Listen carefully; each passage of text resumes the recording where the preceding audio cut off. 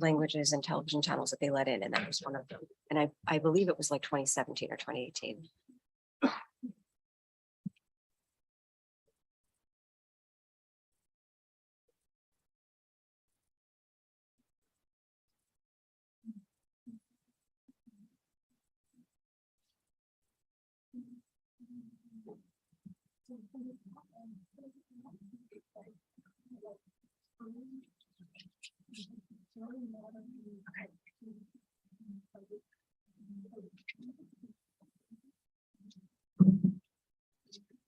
Okay, I'd like to welcome everyone here this evening to Harriman Institute's special event, Navalny and Russia's Opposition During the War, a conversation with Maria Pevchikh. My name is Elise Giuliano. I'm a senior lecturer in the Department of Political Science, and I'm the director of the program on US-Russian relations at Harriman Institute. On behalf of Harriman, I'm really happy to welcome everyone here this evening in person. I know it's been a long COVID season, and we are very pleased to see all of you in person. So thank you for coming. And I would also like to welcome our guests who are online via Zoom. A few words about the format for today's session.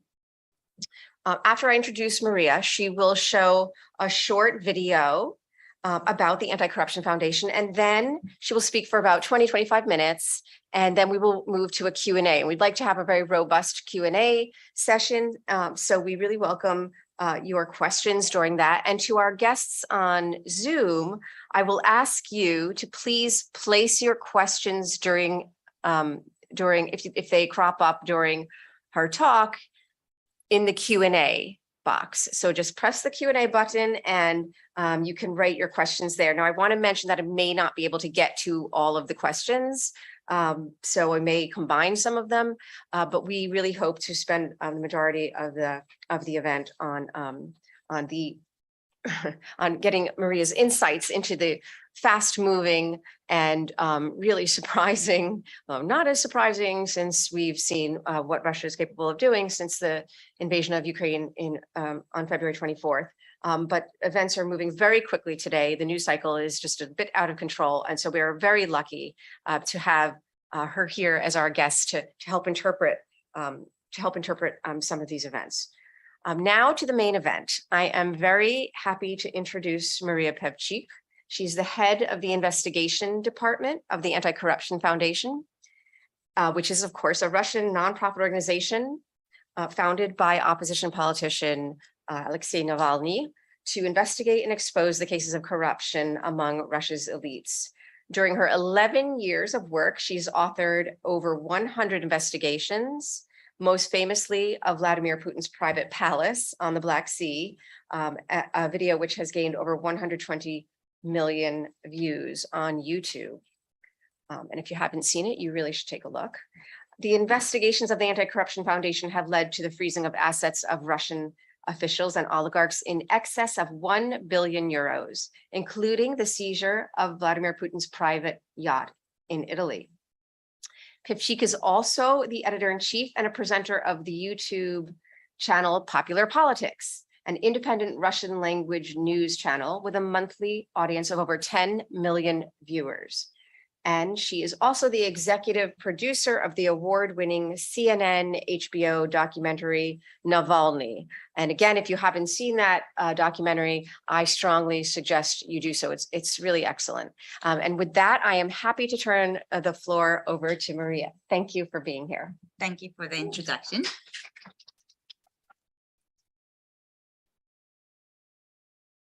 Thank you. So I'm very happy to be here. This is not my first and not even a second lecture at Columbia today. So I've spoken to journalists before, and now I'm talking to you guys. So I am very, very keen to make this talk tailor-made for you.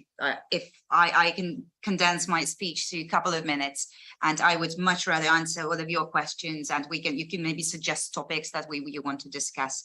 I understand that we are kind of, whoever followed the news today understands that we are a little bit of hostages of today's decisions, and the Putin's speech that didn't happen and is about to happen at 2 a.m. New York time. So the news probably will be driving our agenda quite a bit.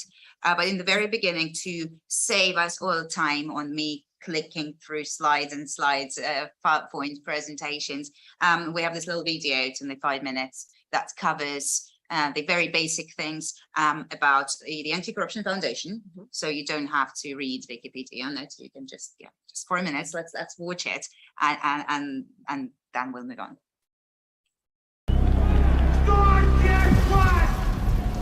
This is Alexei Navalny, the man Putin fears the most. Here he is today, in prison. And here he is in 2017, just after he announced that he would run for president of Russia. After that, he was poisoned by the Russian security services with a chemical warfare agent called Novichok. Alexei Navalny in a coma.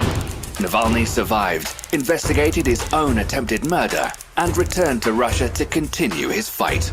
He was arrested right at the airport and sent to prison for 9 years on trumped-up charges. The arrest sparked the largest protests in Russia since Putin came to power. In 2011, Alexei Navalny founded the Anti-Corruption Foundation, ACF. Over the past 11 years, the foundation has released more than 150 investigations into corruption among Putin's Russian government elites. After each investigation, the foundation's lawyers filed dozens of complaints and lawsuits. Становятся миллиардерами за счет коррупции. For all these years, the foundation has been setting the standard for investigative journalism in Russia. Investigations on Navalny's YouTube channel have accumulated a total of 700 million views. In 2017, the ACF released a film about the secret riches of Prime Minister Dmitry Medvedev. After its release, tens of thousands of people in 82 Russian cities took to the streets in protest.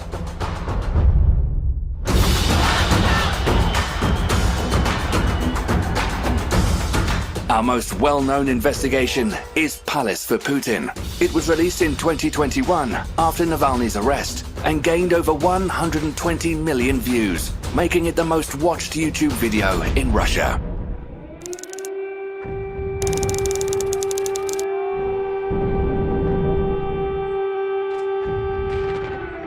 Since the first day of the invasion of Ukraine, Navalny's team has been telling Russians the truth about Putin's war crimes and about what Putin is doing to his own country.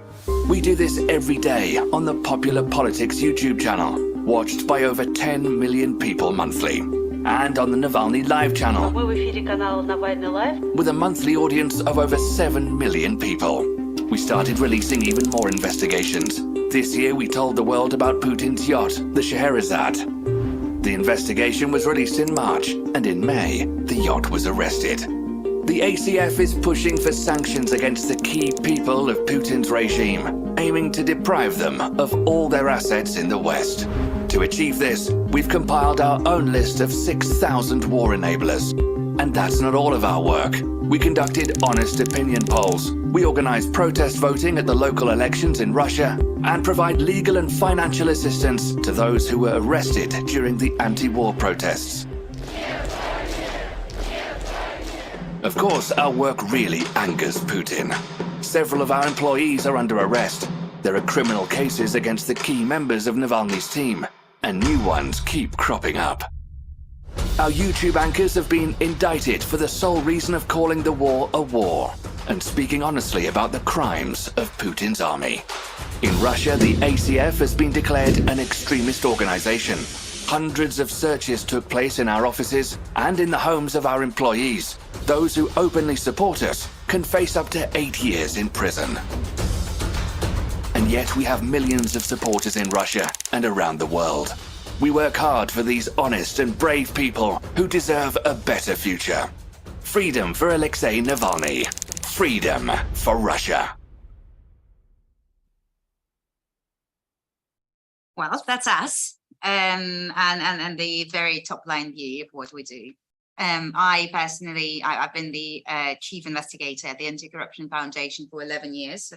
So since early 2011, and I've gone through the entire process of writing blogs on LiveJournal and drafts for Alexei, to making this very complex, very fancy YouTube videos, with multiple cameras and beautiful studios. And now we have also launching even more stuff on YouTube. I'll get to that later. So I'm a little bit concerned about starting to talk about investigations, because I think you won't be able to stop me, and it'll drag the meeting into the morning, because obviously that's my favorite topic, and I encourage everybody to ask about investigations. I do sincerely believe that we came up quite accidentally, I have to be frank, with a wonderful formula of how you can use investigative journalism, good investigative journalism, to as a political tool, as a political, in the good sense, maybe as a political party even, because our investigations, you've seen parts of it in the presentation, the investigation about Medvedev is mentioned there, about Dmitry Medvedev, this placeholder president that was around for 4 years. That investigation was so big, unexpectedly, that it effectively raised a generation of people who are interested in politics now. And I see them now, I meet them at similar events. They come up to me and they ask, oh, so how come you were interested in this? And I always get this same answer, and it makes me very happy that when they were 16, 17 or 18, they watched the Medvedev video. They were so shocked and so impressed, and it was so much fun and so easy to understand that they could never unsee it, and their life, and they got interested in politics. They wanted to research more and then watch more videos, and this is how they understood the problem of corruption, which I am convinced is the reason for everything that has gone wrong with Russia. I strongly disagree with those people who say, oh, we shouldn't bother about corruption now, there are bigger topics. I don't think so. I think that corruption is the center of this very evil web that Vladimir Putin has established. And without corruption, none of today's stuff would be possible. Without corruption, Navalny wouldn't be in prison. Without corruption, he won't be sitting in a tiny little solitary confinement cell. There will be no war. There would be no immigrants, immigrants who had to leave. Journalists would be still working in Russia. Newspapers would be still open, and so would TV channels, and so many things. That all, unfortunately,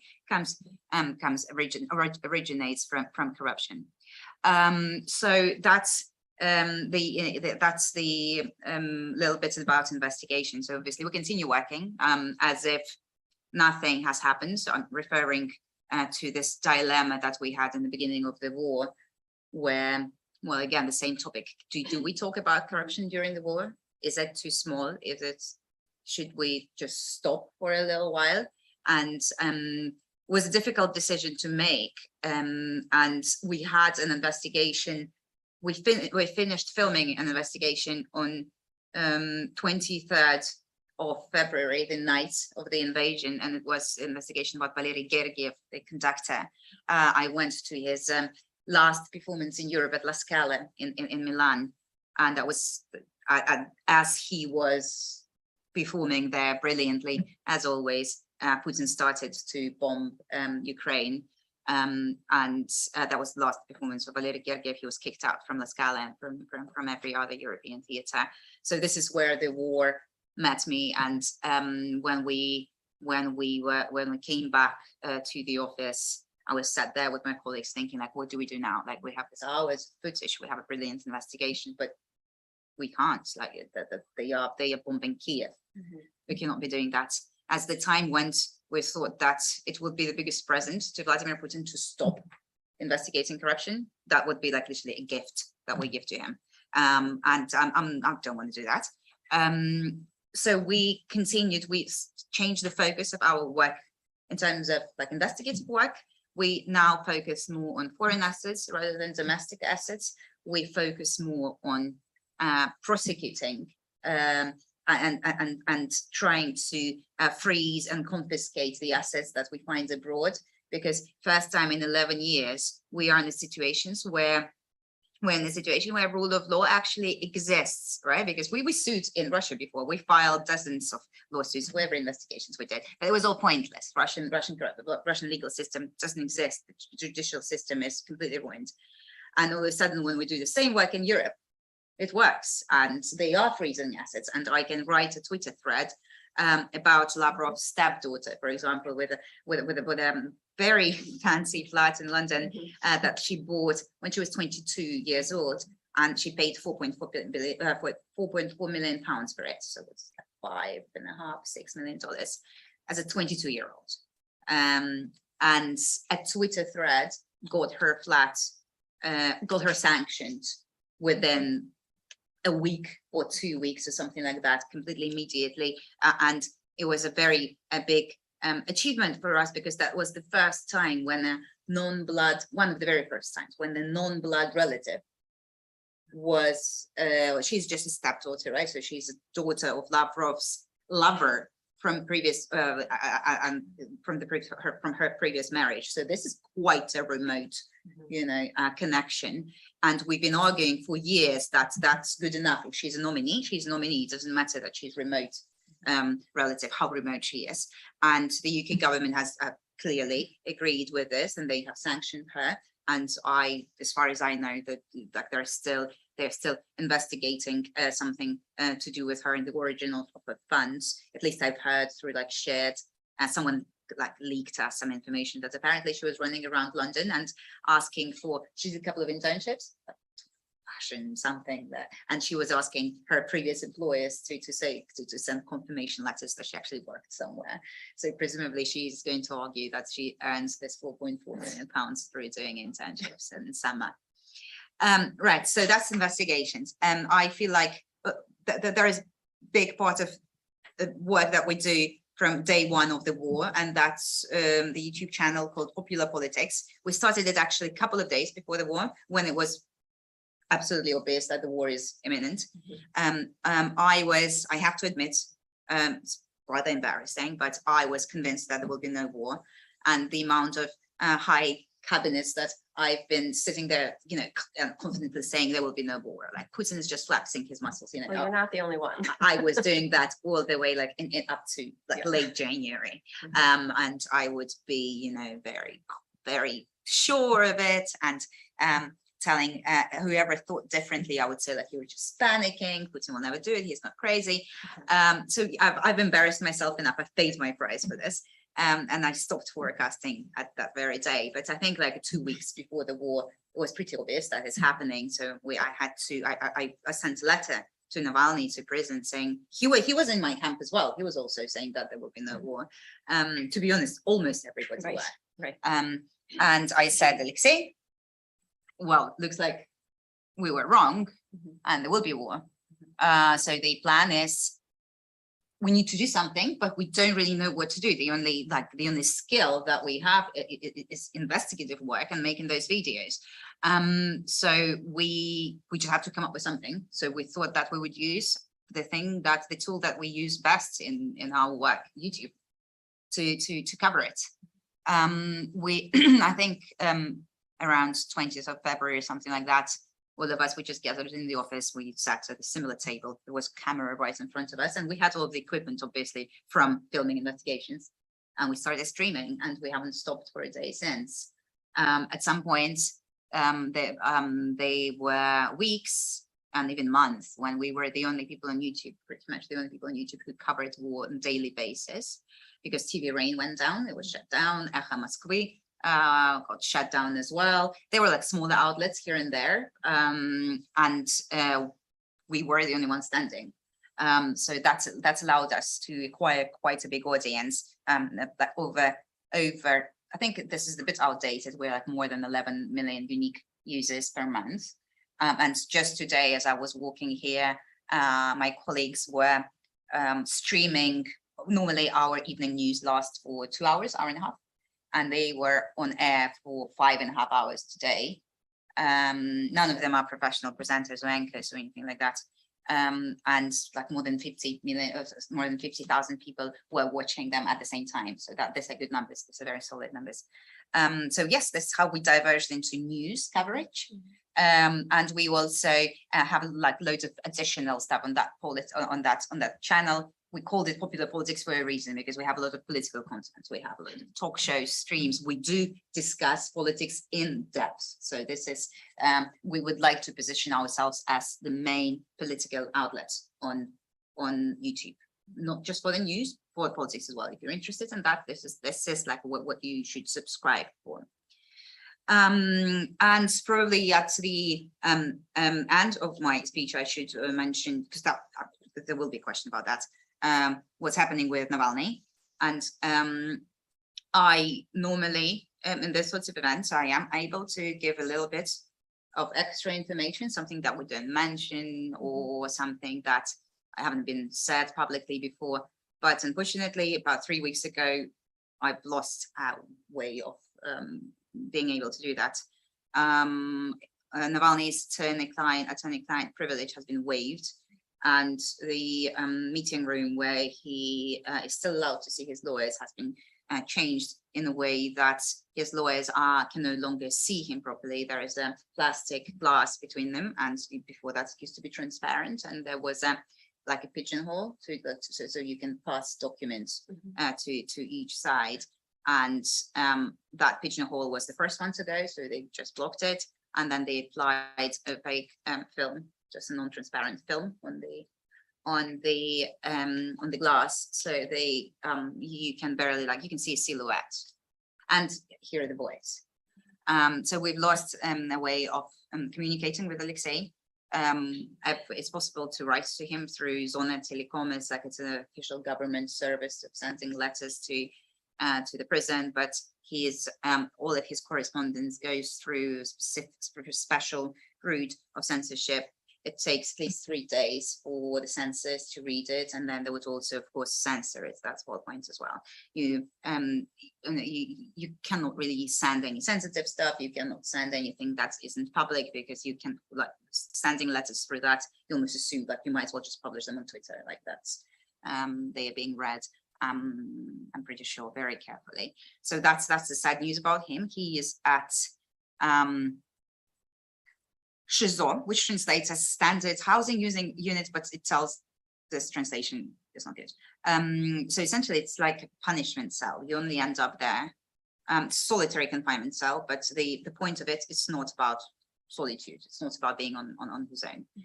The point of that punishment cell is that it's 2 by 3 meters room with concrete walls. It doesn't have a window. It only has kind of like a very, very, very narrow window, like close to the ceiling. And the only thing that's there, the only things that are there are there is a bed, there is a table, and there is a stool. The bed is kind of, that kind of bed that it's possible you can lift it and chain it up to the wall, and this is what's happening every day at 6 a.m. So the guards would come in. I don't think you even need to come in, you do it from outside. So the bed is being chained to the wall, so he's not allowed to lay down during the day or sit down in the bed or do anything like that. And he's only allowed to sit on a stool, and presumably there is like a table as well. He gets pen and paper for 1 hour a day. And that's it. And he is, the only thing that he's allowed to do is to read. And he, but it's not perfect either, because he's only allowed 1 book per term, and the term tend to be like 14 days. So his term tends to be, well, it started with 3 days, and it increased to 10, then to 14, and you're allowed only 1 book, so you'd better take something, long to read. Judging from his posts on Instagram, judging from what I hear sometimes from the lawyers, but just their feedback, he's doing fine. I don't think that his health is perfect. I don't think that, to be honest, no one's health would be perfect when you aren't moving for the whole day and you're only allowed to sit very uncomfortably. And plus, with the back problems that he had experienced before, they haven't gone anywhere. And also, let's not forget that he was poisoned with a chemical weapon 2 years ago. and no one really knows the consequences of this. There are quite a few, I mean, there are survivors, but it hasn't been studied enough. We don't know what Novichok does to your system long term.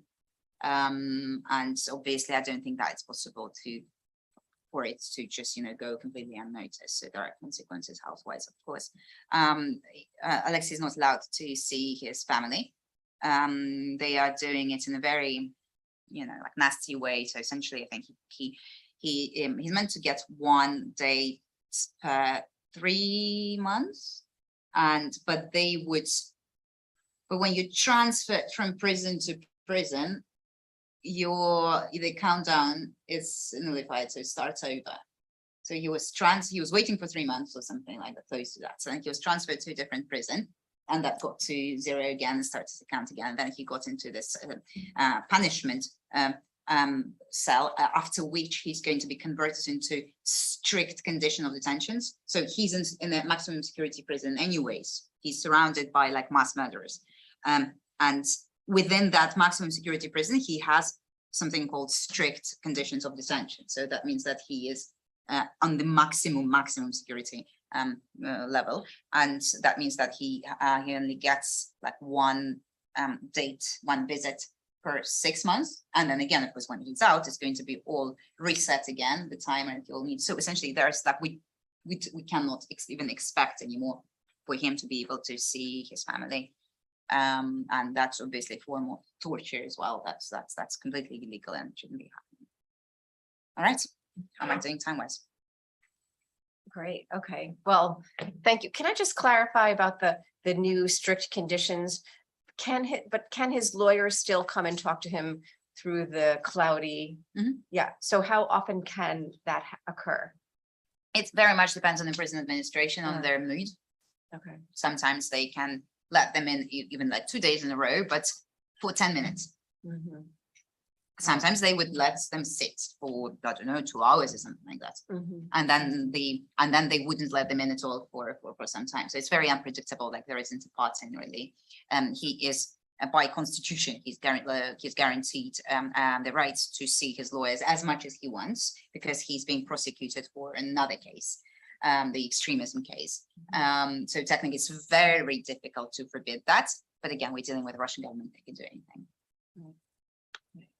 Okay, great. Thank you. Okay, so I'm happy to open it up to questions at this point. So I'm going to ask you, if you have a question, please introduce yourself and please try to actually ask a question rather than make a long comment, just in the interest of letting various people ask questions as well. And again, for those of you online, please post your question in the Q&A. Yes, please. Good evening. Hi, Maria. Thank you so much for coming here. My name is Julia Krasteleva, former SIPA alum. I also work in media here. So my question is the following. We know that what the terrible situation right now in Russia is happening, and that every single independent media is shut down. And indeed, your channel, it's the only one which not only broadcasts the news, but there is a high quality content. But my question is the following, knowing that a lot of war supporters right now in the country, knowing also that you can't really do anything with a protest. So maybe it's again like wrong way to ask, but for whom this content really is, how can we change, I don't know, like society, and can we really? Well, YouTube is weirdly huge in Russia. It's much bigger than our audience is. Just very recently, I saw YouTube publishing their numbers saying that they have 40 million users or something like that. So that's, considering Russia's population, that's pretty good proportion. But those users mainly use it for non-political purposes. So, and we see it ourselves as well. YouTube is mainly used for entertainment and and also for entertaining your children. That's probably the most common way to use it. The most watched videos every year on YouTube are cartoons that are being just played on repeat for young kids. So you probably leave an iPad, right? You turn on the cartoon and then the kid just watches it all over and over. so there is still so much work on YouTube. Sometimes we manage to break through and to get the audience that we didn't know existed, like Putin's palace. Where do like 120 million views come from? I still have no idea. I know that's okay, fine.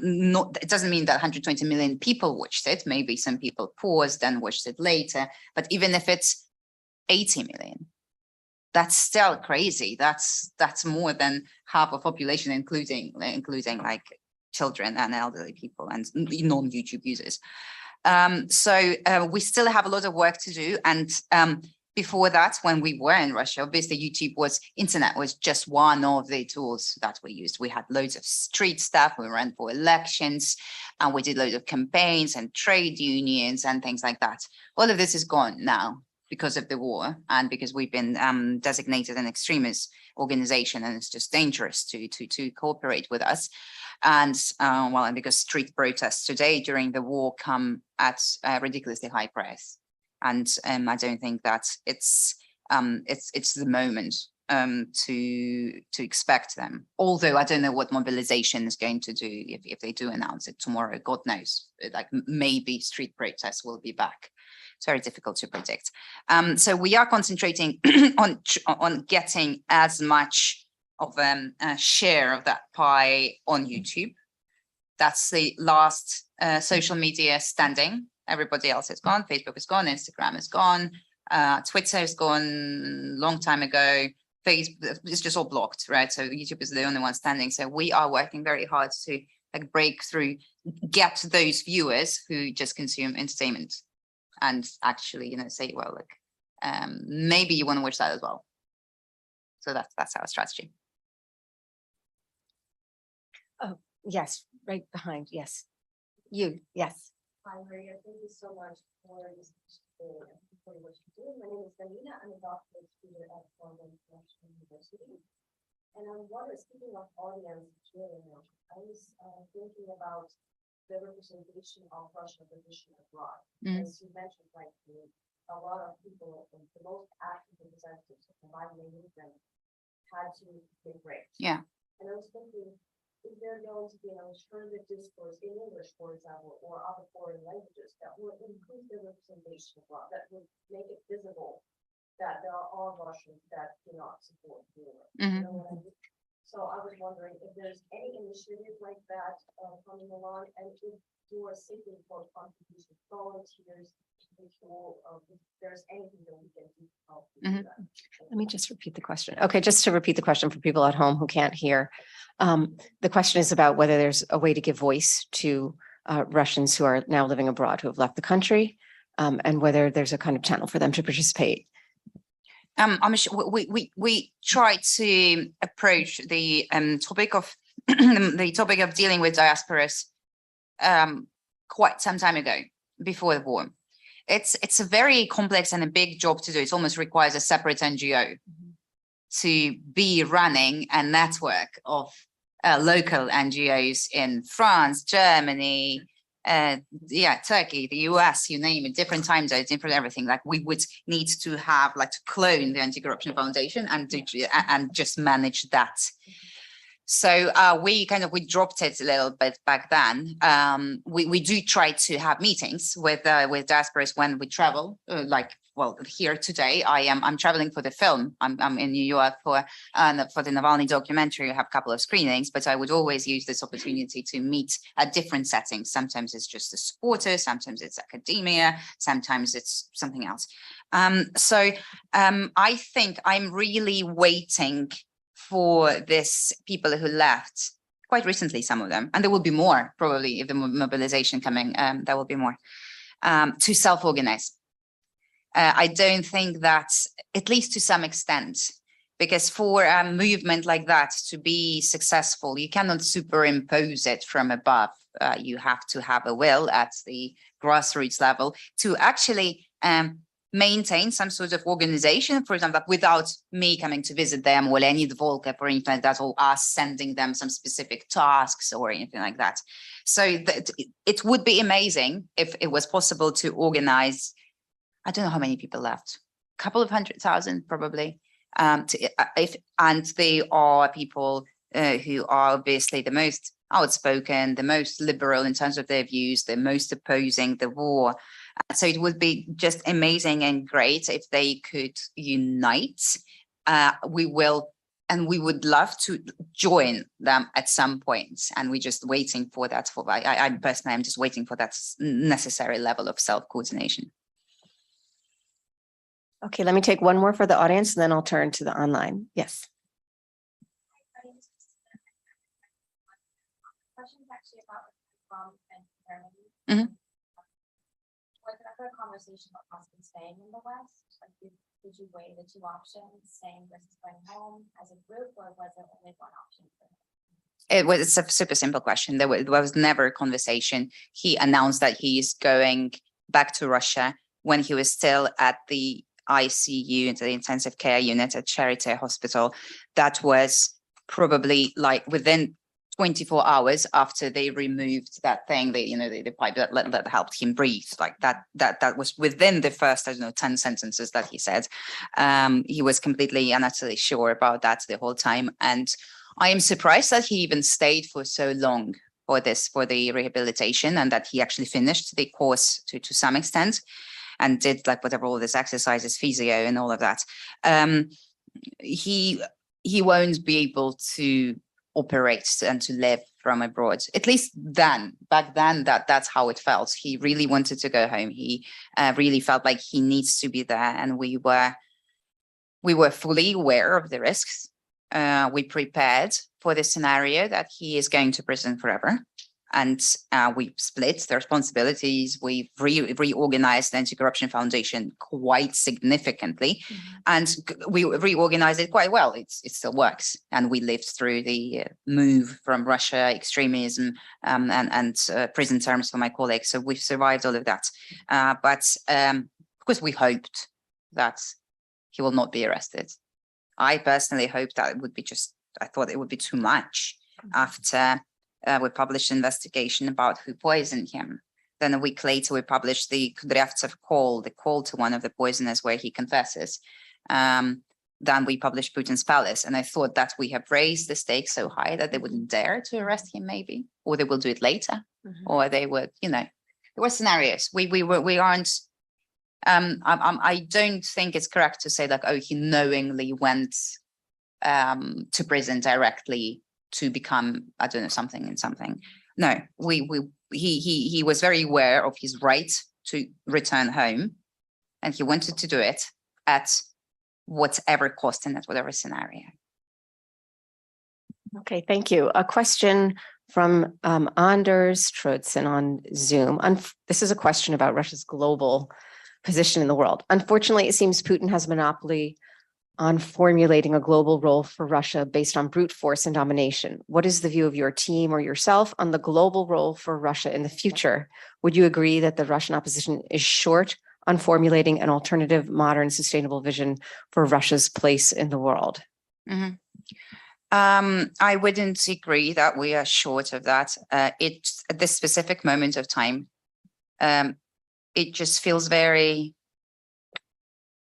unreasonable and, I don't know, a bit naive to try to formulate all of those things, because our team has written presidential program for Navalny, a mayoral program. We have the vision, and Navalny is the head of a big movement that is based on the vision of the beautiful Russia of the future.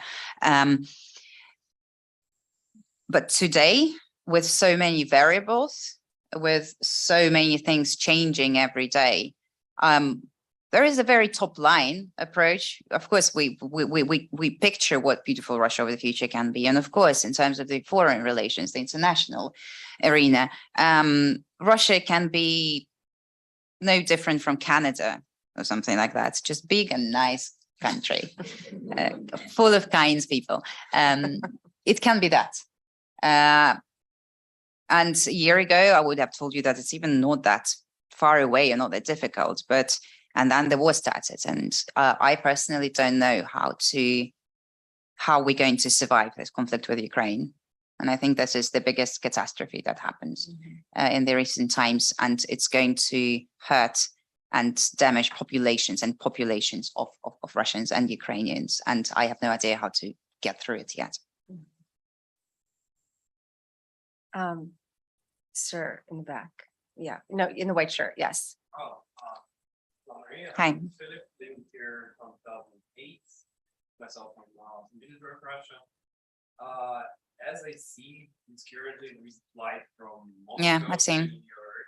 Yeah. Is Lavrov, who is under the sanctions, including he cannot be here physically. So what can we expect actually? Well, you get an exemption if you're a government official and you're attending an official meeting. Like you get an exemption for that, so he is fully in his rights. He was issued a visa, as far as I'm aware. So was Zakharova, and they are flying obviously for the UN General Assembly. And we were just talking about this at the beginning of the conversation. If I could pick a place where it would be tomorrow and just have a look, I can even just sit quietly in the corner and just watch. We'll see why they're here tomorrow, and I'm really not envious of their position, especially if Putin announces something big. Well, he will announce the annexation of 3 regions or 4 regions. And they will be at that very same time presenting something at the United Nations. So that's going to be interesting. Okay, in the far back, I see a hand. Yes. My name is I have a question about the role of civil society in Russia, because Alexenkov famously said in an interview with Rudy Boots that the Russian people wanted Tsar.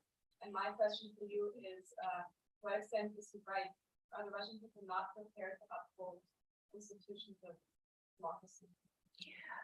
I don't like when people speak about Russians that way. Like I don't know who authorized Alexenkov to say that all the Russians want a Tsar. Maybe he wants a Tsar, but I don't. Do you guys, the Russian parts of you? No. Do you, if you asked Muscovites and people from St. Petersburg, would you run an honest opinion poll, you would get a very straight no. Okay, there is a problem of 22 years of propaganda and remote non-central regions of Russia being deprived from certain information for 2 generations now. And that has its consequences. And yes, when on TV, they tell you, not for a year, not for 2 years, not during the Trump term of 4 years, but during 22 years, they are hypnotizing you, saying that Putin equals stability. This is what they started with, right? No, they started with Putin equals end of Chechen war. Then they moved on to Putin equals stability. Then Putin equals everything. And then Putin equals Russia and all of that. Of course, there will be a big chunk of population who buys this propaganda, who believe in it. And I don't have enough moral authority to judge them. I don't know how I would behave if I didn't study at a nice school, if I didn't have access to good books, if my parents didn't actually, care to educate me and to tell me things. I'm not sure I wouldn't be like them. So I feel very bad judging those people who in many cases just haven't been privileged enough to have access to genuine information. So maybe if you ran a poll, you will end up seeing that Russian people want a Tsar. But if they were actually explained, every option with pluses and minuses, if there was a campaign of a Tsar versus, I don't know, Navalny for 8 years, 2 terms, right? And gave people a choice, I am pretty confident, I have this faith in Russian people that if they had all of the information, they would make a right choice. Okay, I'll take a question now from Zoom by Angelina Plesnivtseva. Maria, thank you for your work and this talk. It's so interesting and informative. What do you think will await us after Putin's speech? Nothing good. That's the only thing I can say. Well, it looks like he's going to. I'm in the worst position because sometimes, if it was if the speech was in 2 weeks' time, I could make a forecast now, and you will forget about it in 2 weeks' time, and it won't be as embarrassing. But you probably won't forget about my forecast at 2 a.m. today. This is when the speech is happening. So I'll be conservative. We are going to hear that a number of regions in Ukraine. I'm not going to give you a number. It's from 2 to 4. Have expressed their will to return to Russia. This is the way he formulates it.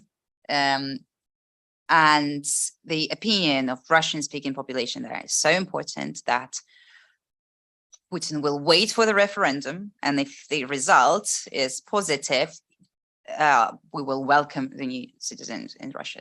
I think that's what he's going to. He's probably going to give like another hour-long lecture about Ukraine being fake, invented by Lenin, whatever else goes into his speeches. So we're going to hear. I think I'm expecting something like very top line, very vague and very watery. And then, like he does, you remember when we were thinking that he's announcing the war, and that was like 2 hours of fake history lesson. And I remember I was driving and listening to this, and I was just like, Jesus, shut up, like get to the point. And he never got to the point. He got to the point a couple of days later at 4 a.m. when he recorded this, like, I don't know, 2 minutes address that said, the war is on, special operation is on, right? So we might hear something like that tonight.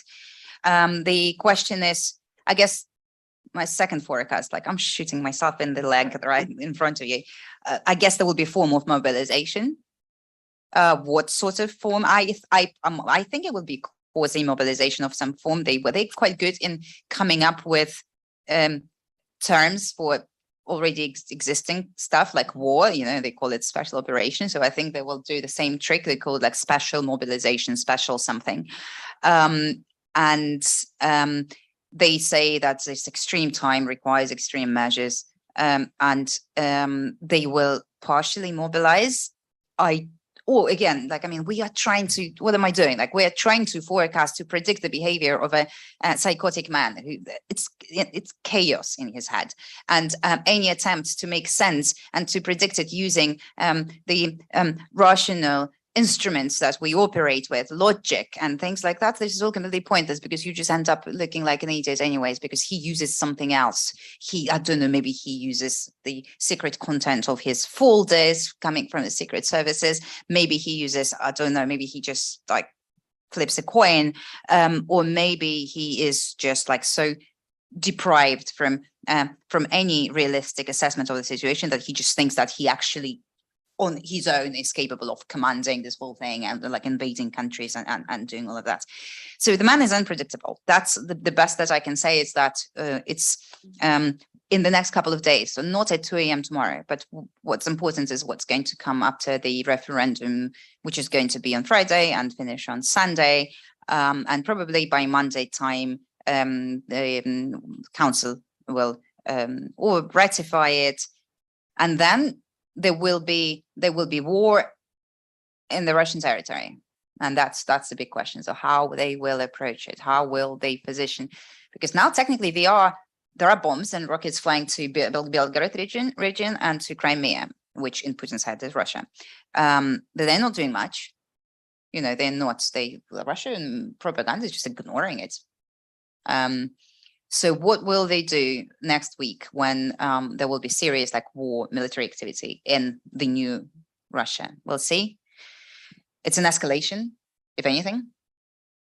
There's no other way to see it. So the question is the scale of this escalation. Like how far is he willing to go?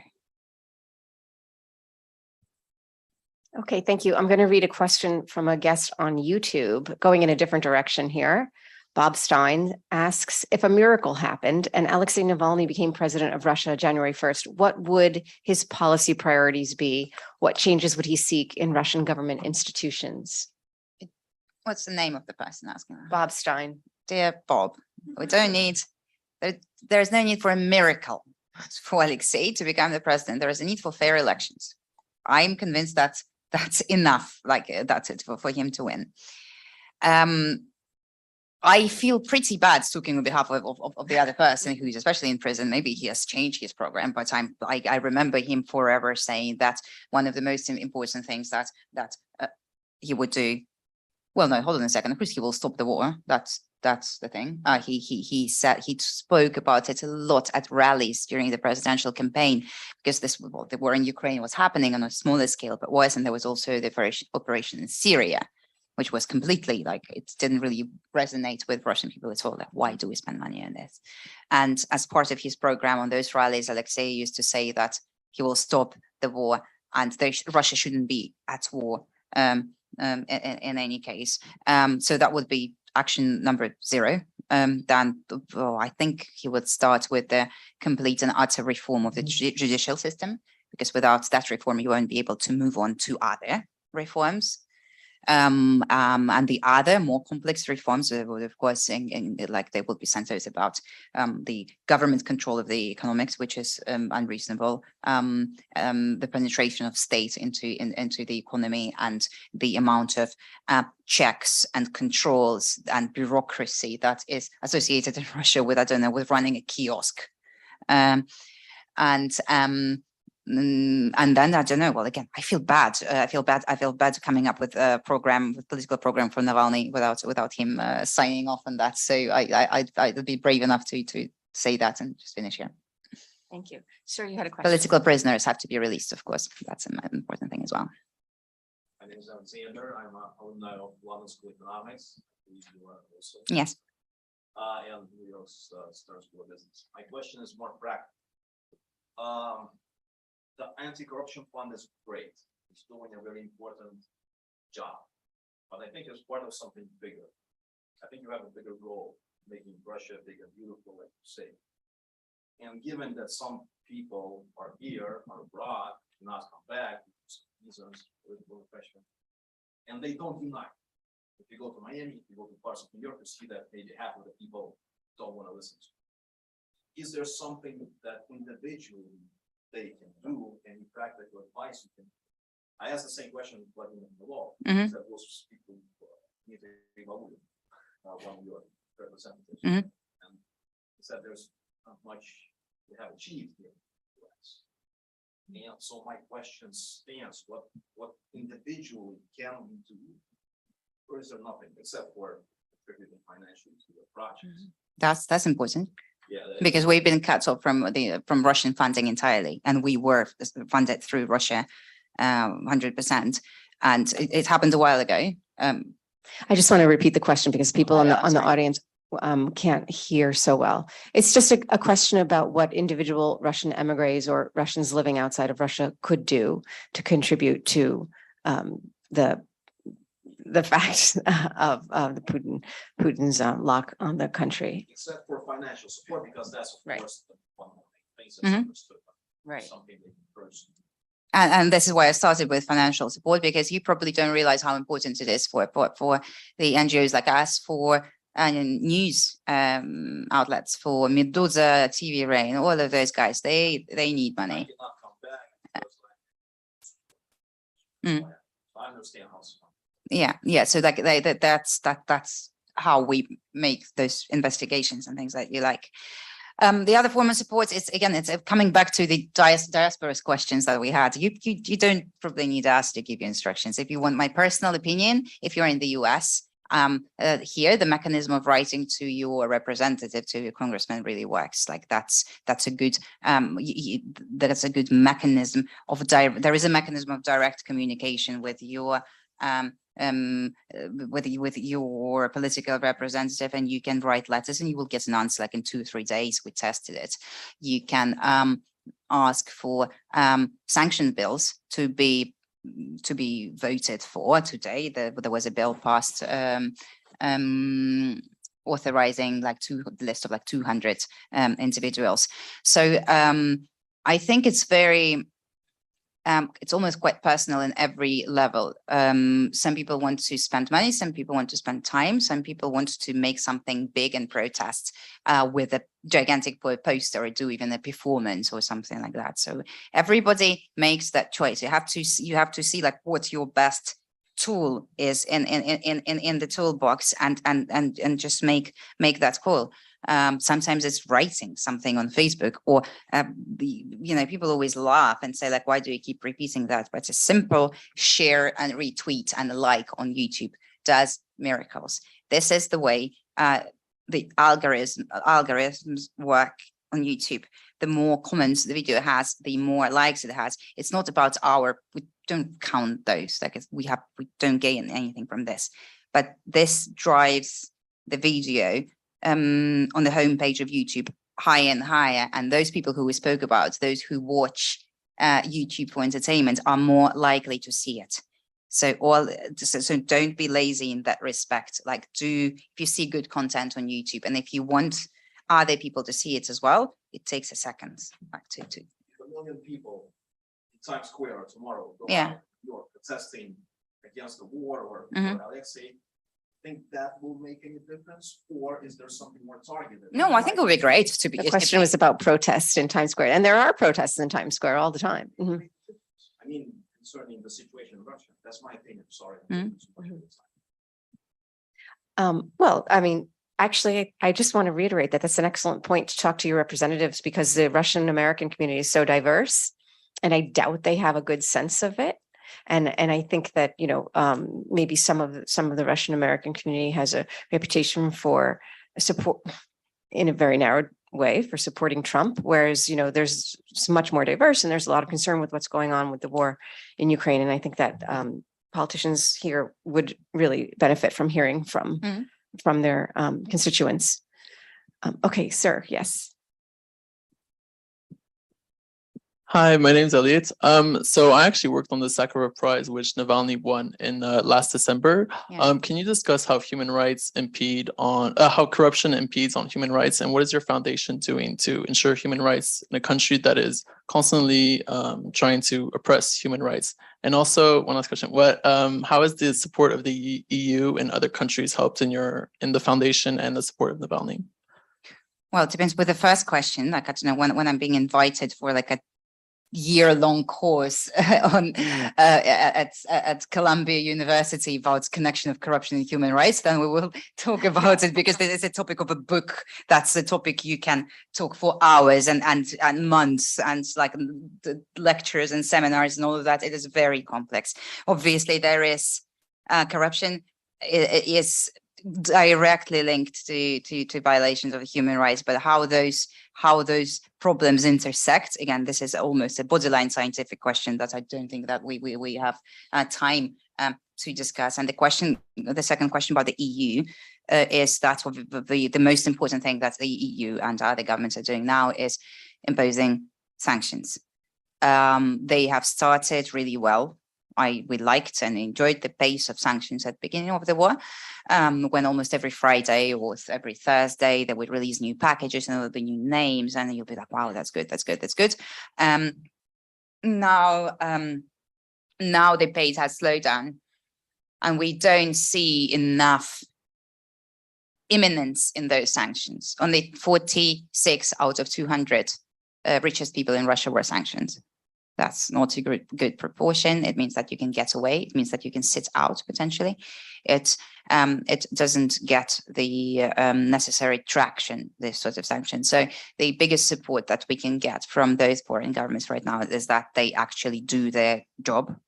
We have offered a list of 6,000 people who we think are involved and who are instrumental in making sure that Putin's system survives, from celebrities to deans of the universities and just government officials.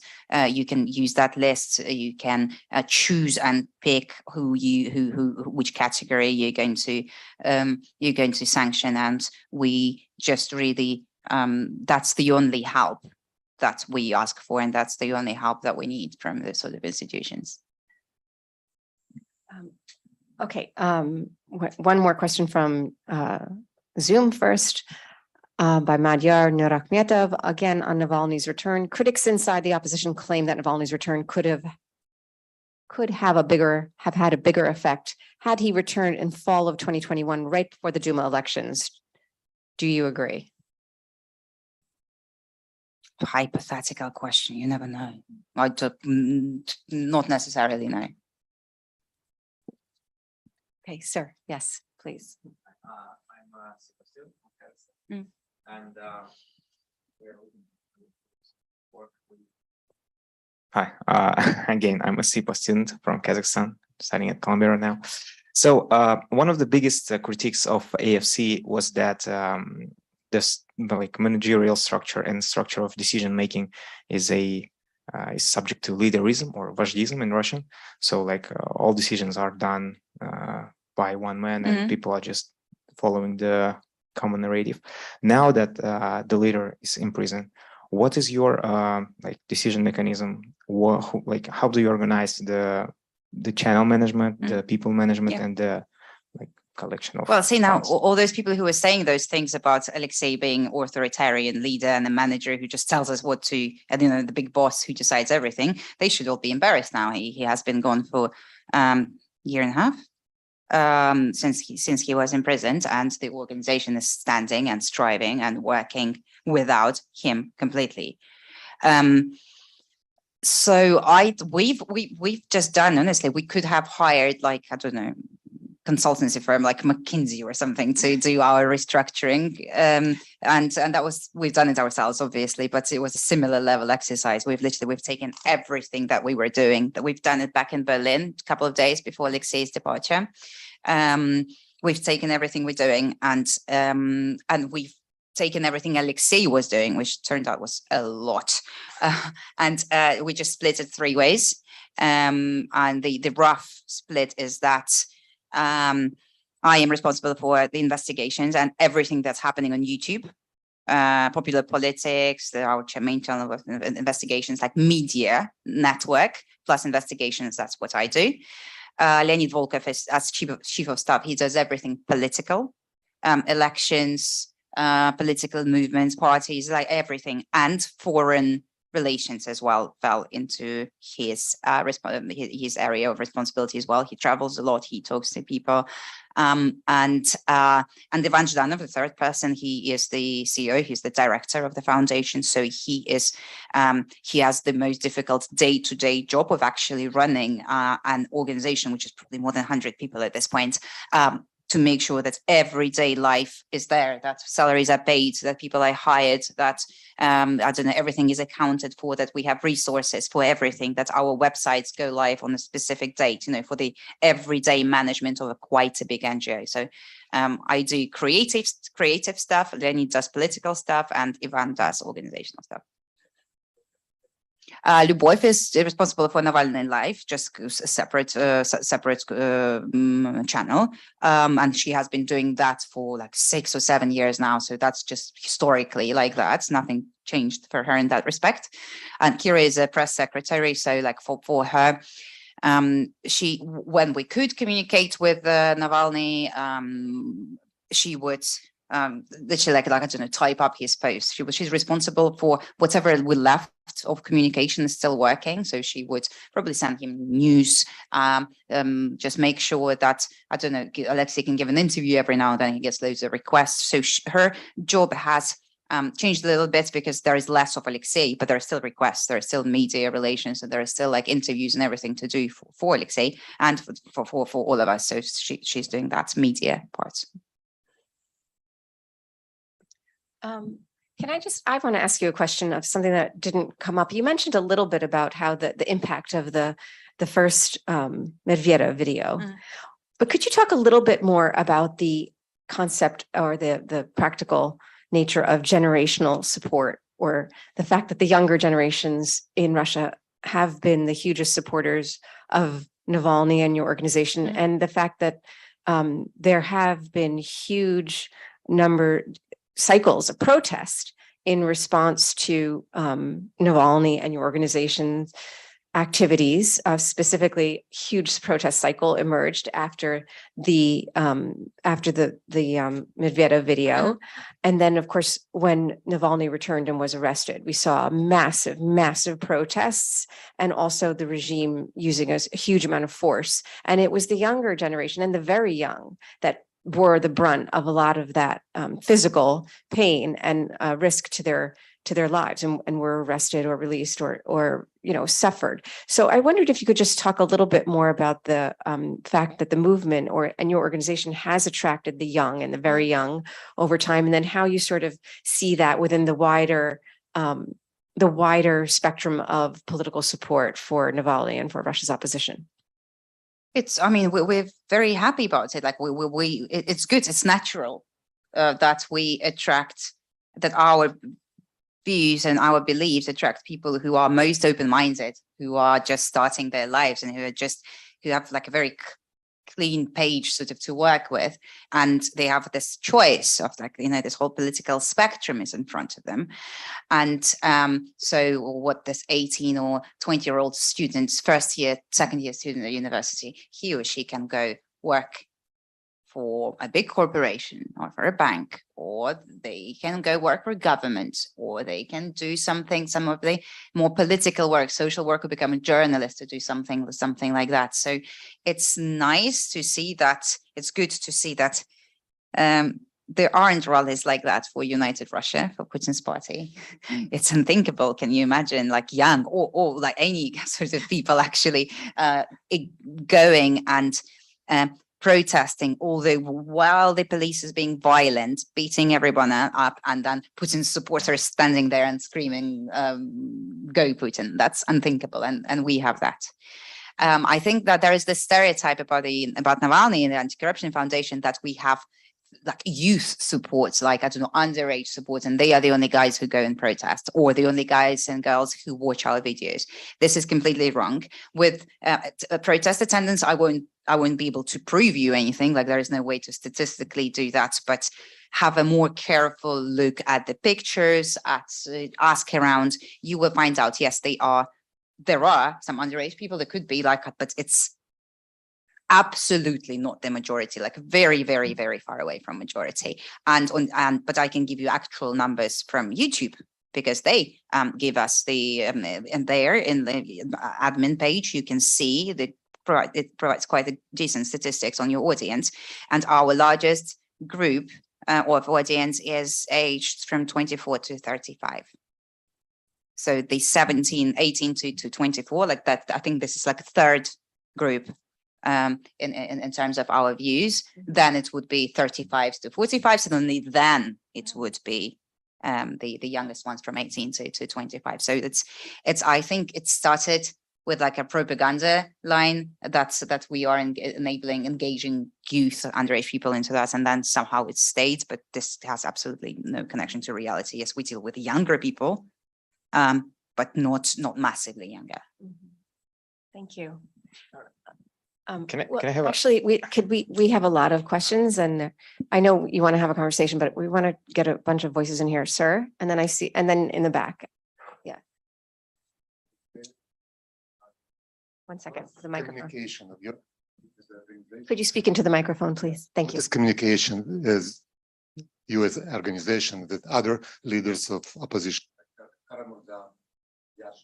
Also now Well, in they're the all in prison, yeah. Yeah, Gosman, whatever. How your connection as organization with these people? I don't think we have like an organizational connection or like a memorandum of understanding. We're friends with some of them, like with Yashin and Roisman and all of that, and they've known each other for a while. With some of them, I don't know, like it's sometimes there are topics on which we would cooperate and do something together. Sometimes we would talk. Leonid Volkov recently had a online debate with Kasparov. To be honest, I don't remember the topic, but it was something quite heated about sanctions, I think. And so when there is an occasion, we would communicate and discuss something. When there isn't, we just do our own things. And I think this is perfectly natural. Yes, please.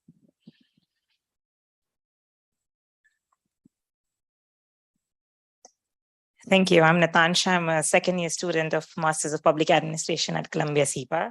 I'm specializing in Russia region, so it really becomes very important for me to be here. But I have like 2 questions. Please feel free to like choose any one of them.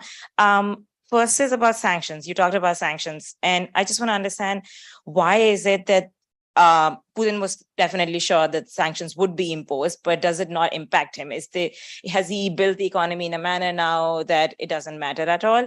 And second, was he expecting the war to be as prolonged as it has been and is probably going to go? What was the expectation? I mean, of course, based on your thinking? You know, these are both easy questions, which I hopefully can answer quickly.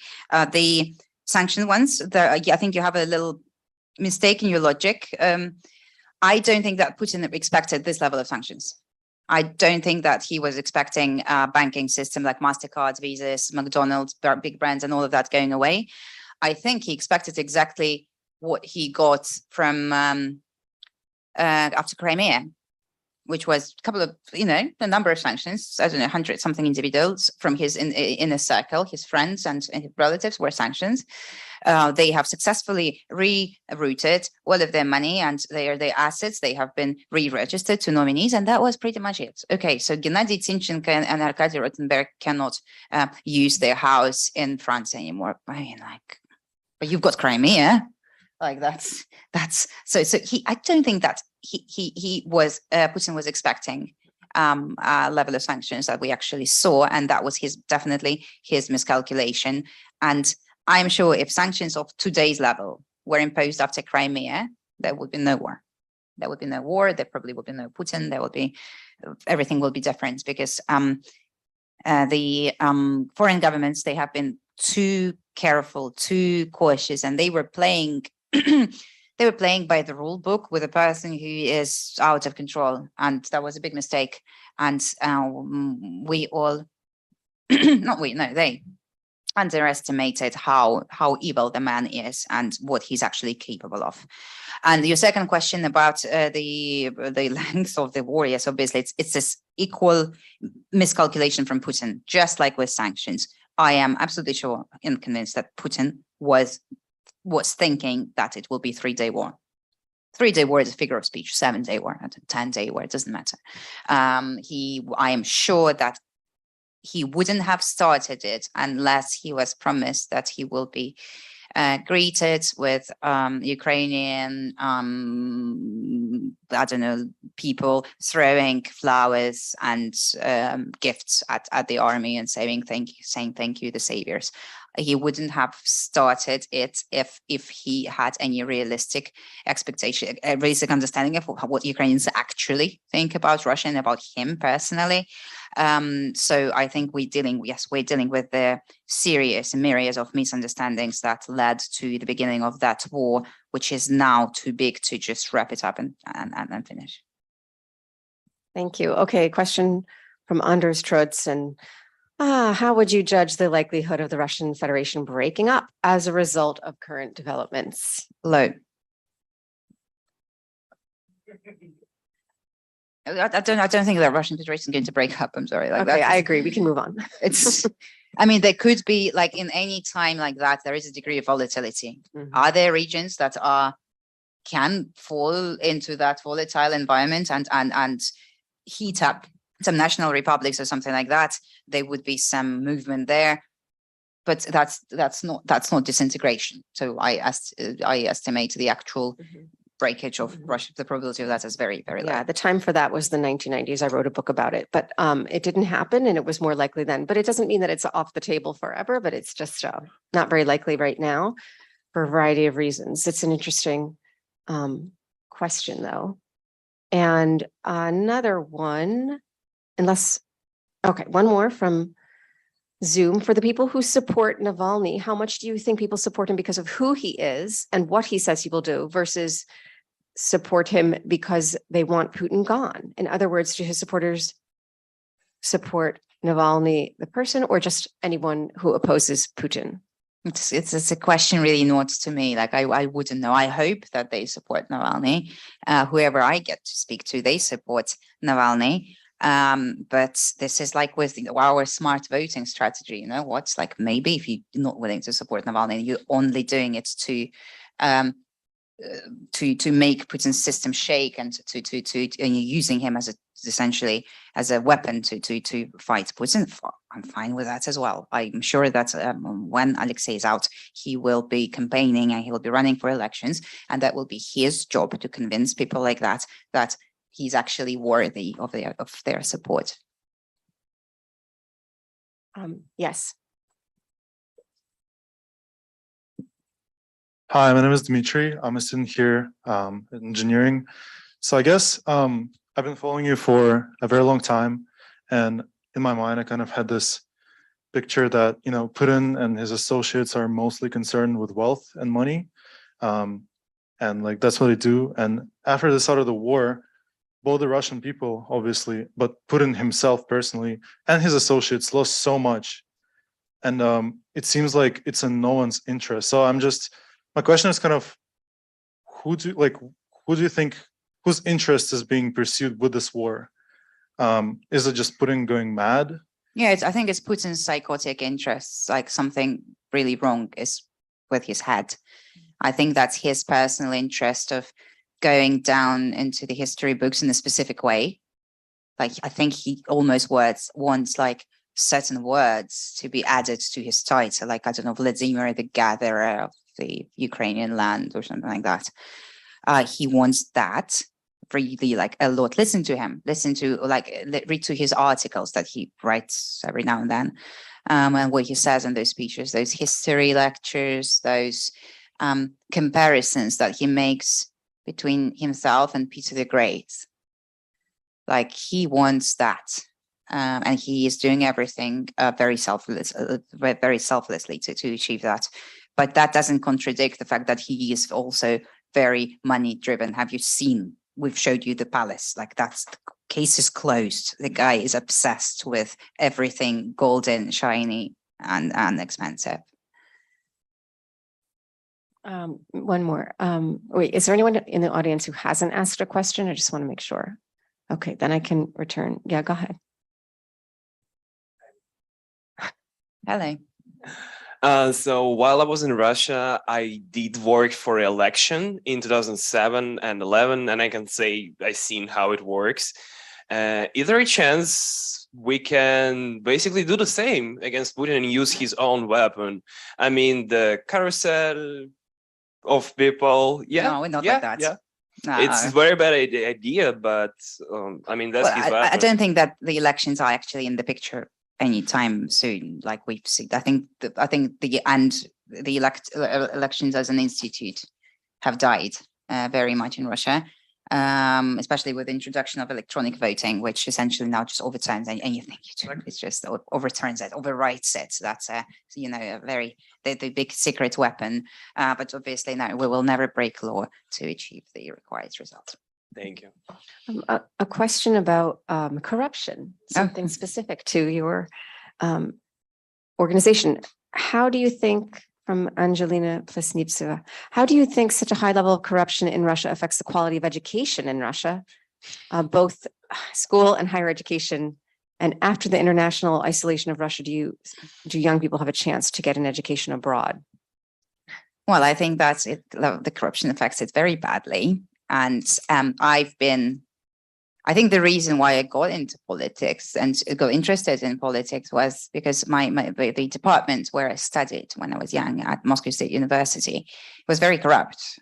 And they constantly asked me bribes, and it was like $200 for zachot, to pass, not pass, 500 for like grade, for like A, you need to pay $500. And there was like, it was so obvious, like they would give you zachotka, a little notebook where you have all of your grades, and you were meant to put like a note into there, and you pass it. Like, that was the whole procedure. And I mean, I didn't have this money, and I didn't do this, and I found it like revolting and sick that this is happening, but it was institutionalized, and I was so upset about it. And about the head of our department of sociology, also one of the most corrupt people that I've ever met. That topic is very important to me. That this is why I started to tell this story, because for me it was initially what got me interested and what got me so upset that I thought, okay, I will actually try to change it. Like, this is so wrong, I'm going to change it. And I really hope that Russian students won't be completely deprived. That's the second part of the question. Won't be deprived from foreign education. And it really breaks my heart to think that it might happen, because I won't be myself if I wasn't a Russian student going to get a degree at LSE. I wouldn't probably do what I do. I wouldn't believe what I believe. It's a very formative experience, and it's not bad. There's no danger associated with that. You just add on your number, to your skills, to your life. You learn more, you become more open-minded, you meet more people, and this is truly an experience which I would advise to anybody, and makes me very, very sad and upset that currently it looks like it's very difficult to get an assignment at a university if you're in Russia, do scientific partnership and things like that. That's so bad. Like I feel sad for Russian students right now, because they're missing out on so many opportunities. And I hope that foreign universities will be open enough, maybe later on, to just come up with a specific arrangement of those people who still want to pursue their career in academia. Okay. Yes, and I think this can be the last question, because this is Maria's third event and it is almost 7:30. Hi again, Maria. My question is actually short. How do you conquer fear? Like in your Twitter, you mentioned that Sechkin was about to be killed, and you've obviously been close to Navalny while he was poisoned with, and you are holding the bottle, which the staff gladly provided you. So how do you conquer the fear, and why are you not afraid of poisoning happening again, like holding this bottle? Who told you I'm not afraid? There's no security here. No, like, and yeah, I could have had the security, and I don't, because it's just insanity to convert your life into the constant life of fear. No security ever is going to save me from being poisoned with Novichok. I cannot spend my life wiping door handles of every room that I open. I took water bottle from the table. I walked in, it was already on the table. I drank it. So I probably shouldn't have done it. Like Putin, you know, he comes with his own supplies everywhere. But I will. It's a direct path to insanity. Direct path to insanity, really. And I said many times in many interviews, you can control your fear. And there are dangerous situations in life, and there are loads of them, and they're objectively dangerous. Like, I don't know, crossing Fifth Avenue in the middle of it is dangerous. But people say, well, skydiving or something like that is dangerous. But some people make a choice to still do it and suppress that fear. So I think that is what I'm doing. I think that's just at some point in my life, probably around the time of Navalny's poisoning, because when you see it with your own eyes, it wasn't easy. And that's, I guess, when you just face this choice. All right, I live life that involves sort of risk. Am I going to be sitting somewhere in the corner quietly trying to control everything I say? I don't know, getting security, changing phones every 2 months and things like and not being able to like announce a lecture or an event where I'm attending. And I made the choice that I'm not going to do that. Something can happen to me, yes, but I'm pretty I'm pretty confident that it won't, and that even if something does happen, I'm still fairly pleased with how I've done. I think that's a heroic note to end on. We're really, really thankful for your comments and insights today. Thank you, Maria. And thanks to all of you for coming, and for those of you who stuck with us on Zoom, and we hope you attend our future events or sign up for our email list if you haven't. And again, let's thank our special guest one more time.